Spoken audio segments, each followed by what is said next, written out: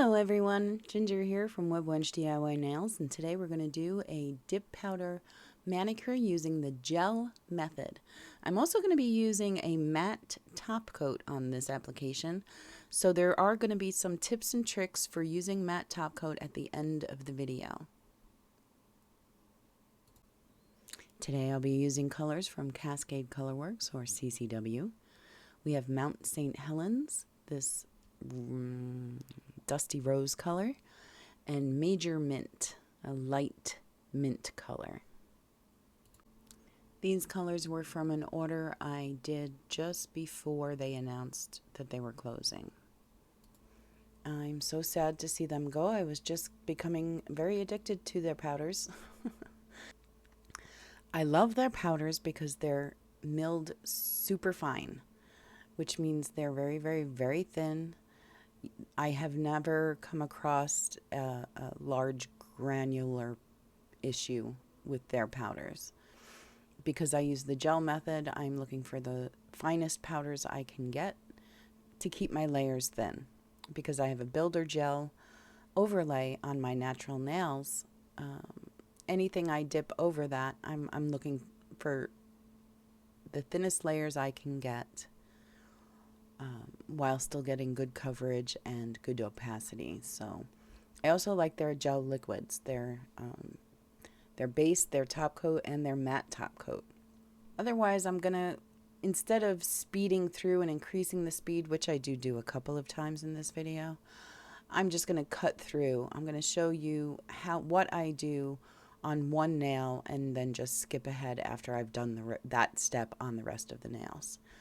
I left this in because I want you to remember that when you're trying to keep your layers thin, stirring your powders before you use them is very important, because you're going to break up any clumps that might be in there, anything that's settled too much. You mix it up and you get a fluffier, lighter, thinner layer on your gel manicure.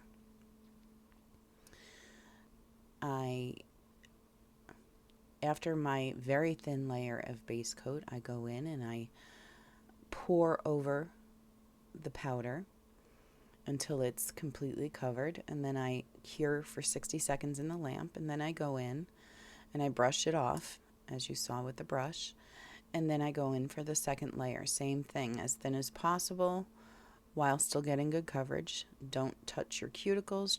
Keep the gel off your skin. And I do the pour over method with the powders because that's just another way to get a thinner layer. And when you're using gels, you don't want to push your finger into the powder because you will wrinkle your gel if you do that. So you can see, because this is real time, you can see that I do my thin layers very slowly. I'm careful not to get the gel on my skin, and I let it self-level for a second before I drop the powder onto the nail. When you do this, make sure you move your hand around and you get every bit of your nail. You get both sides, the top. My nails are very curved, they're contoured, so I have to turn my hand to make sure that I get powder on every bit of that gel that I dropped on there. Then once you're satisfied and you know that you have the full coverage that you want, I do lay my finger into the powder to make sure that it's all being absorbed into the gel, and then I cure for 60 seconds. And at this point, I've done 3 nails in that Mount St. Helens color, and I come in for Major Mint on the 2 that are left. And again, this is the same process over and over again, and every time you do a manicure, you're gonna get a little quicker. It's not going to be such a tedious thing. You'll get used to it, you'll get better, you will spend less time with each manicure, I promise. Learn from your mistakes, learn from every experience, and you will improve each time you do this. So again, I have the peel off base on my nails. So when I go in with this first coat using my gel base, I'm using a very light touch. I don't push the brush onto the peel base because I don't want to disrupt it, so I'm kind of floating over with the gel base before I drop on my powder. You turn your nail to make sure you get the whole thing, full coverage, to get a nice opacity. With the lighter colors, I'm always very careful to give it a second to soak into the gel, because I do want an even application and an even opacity. I'm going to do 2 layers of color on each nail, but still I take as much care with each layer regardless. And here I go in with the second nail. I do it the same exact way, thin layer floating over my peel base, and drop the powder over top. Now I've got all 4 done. I'm ready to go in the lamp for 60 seconds. And of course, if I think there's gel that has not absorbed enough powder, I will drop my nails back in, very lightly laying into the powder. And now we cure for 60 seconds, and we come back and we use our fluffy brush, and we just make sure to get the excess powder off of there. When you're doing a gel method manicure, I personally do not feel that I need to use the harder scrubby brush to get off the excess powder, because gel is a little bit softer than your dip liquids. Your dip liquids dry extra hard, and using a scrub brush against them when they're dry is not an issue. But with gel, it's a little bit softer, so I take a little bit more care and I use the softer brush. Here I go in with the second layer, same as the first. I'm not going to show the whole thing, but just mention things like when you first drop your base onto your nail, drop it in the apex area and then push towards the cuticle so there's less material there, so you're not building a bulk near your cuticle line. And after you cure the entire hand for 60 seconds, you come back and you wipe everything off again. This is the second layer. Because I'm a little bit obsessive and the thickness of my nails is something I'm working on, I'm trying to keep each nail under 2 millimeters.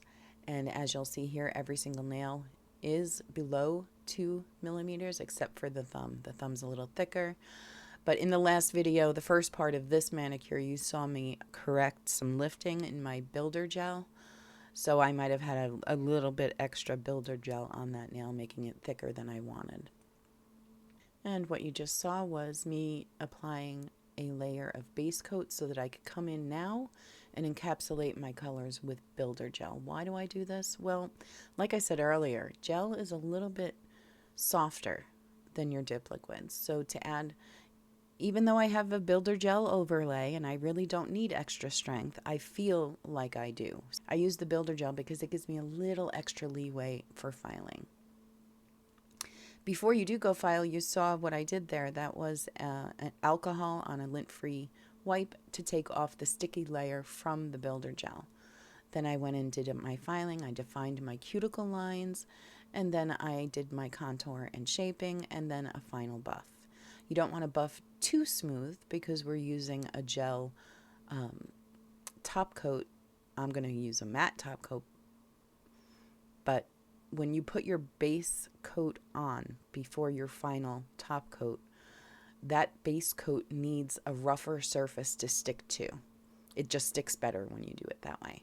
So you don't want to buff your nails too smooth or you'll have trouble with your base sticking.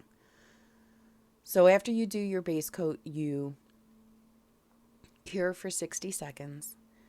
And then you come back and you do your final matte top coat. Now, matte is a little tricky to work with because it will show every flaw in your nail. So when you do your base coat, you're looking to make a nice, even, smooth application so that when you add in this step your matte, it will self-level. You have to let your matte self-level because you need the smoothest surface you can get on that so that the matte effect doesn't show any flaws. So if you do all those steps, you leave your nails a little bit rough but as contoured and perfect as you can get them with filing. You do your base coat, you do a nice thin base coat that's level and even across the nail. You cure that for 60 seconds. You come back, you do your matte top coat, and you let that self-level for a few seconds before you put it in the lamp. You should not have a problem with your matte top coat. Now, this was only part 2 of a 3-part manicure. This was my solids, my background for the stamping that I want to do. That'll be the next video. I didn't want to make this one too long. I wanted to put the emphasis in this manicure on the builder gel fix that I did for the lifting. That was the last video. I'll link to it in the cards and in the description below. This one was the background color dip powder application, and the next video will be where I did the actual stamping. I have all these stamps to choose from. Here's the matte finished. I did not mind spending a night with these plain colors in matte because it's just beautiful. I did my stamping the next day. So here I am just looking at the stamps and playing around with them, and I won't bore you with too much of this. You've had a preview, so we're good. If you made it to the end of this video, I want to thank you for watching. And if you haven't subscribed yet, please consider doing so. If you liked this video, hit that like button. Leave me a comment. Let me know what you thought. And all of that helps me with the YouTube algorithm so that they recommend my content to other people in the DIY nail community. So again, thank you for taking the time to do that. Thank you for spending some time with me today. My name is Ginger from WebWench DIY Nails, and I will see you in the next video. Good luck, adventurers!